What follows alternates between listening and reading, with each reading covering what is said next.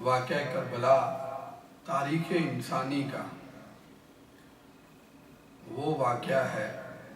اور اس کے اندر ظلم و بربریت کی جو داستان رقم کی گئی، وہ داستان ہے کہ انسانیت کی تاریخ میں، صرف اسلام کی تاریخ کی بات نہیں کرتے،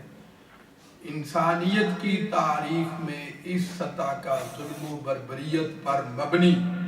واقعہ رونما نہیں ہوا۔ اور یہ وہ واقعہ ہے کہ اس کے اندر جو ظلم و بربریت کیا گیا، اس کے بیان میں جتنا بھی غلو سے کام لے لیا جائے، پھر بھی ایکچول حقیقت میں جو وہاں ظلم و بربریت کی داستان رقم ہوئی، اس کو وہ بیان نہیں کر سکتا۔ اور امام عالی مقام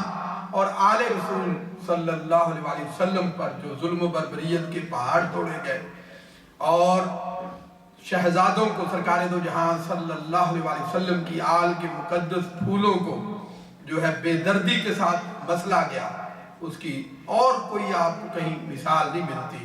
اس لیے اس ذکر پاک کو کرنا ہمارے ایمان کو جلا دیتا ہے،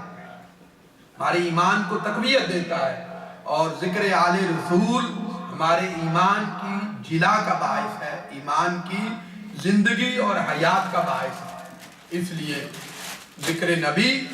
ذکر آل نبی اور ذکر اصحاب نبی یہ ہمارے دین کا بنیادی جز ہے اور دین کی روح ہے۔ اس لیے جب بھی موقع ملے اس طرح کی مقدس اور بابرکت مجالس میں حاضر ہونا چاہیے، اور اس ذکر سے اپنے ظاہر اور باطن کو منور کرنا چاہیے۔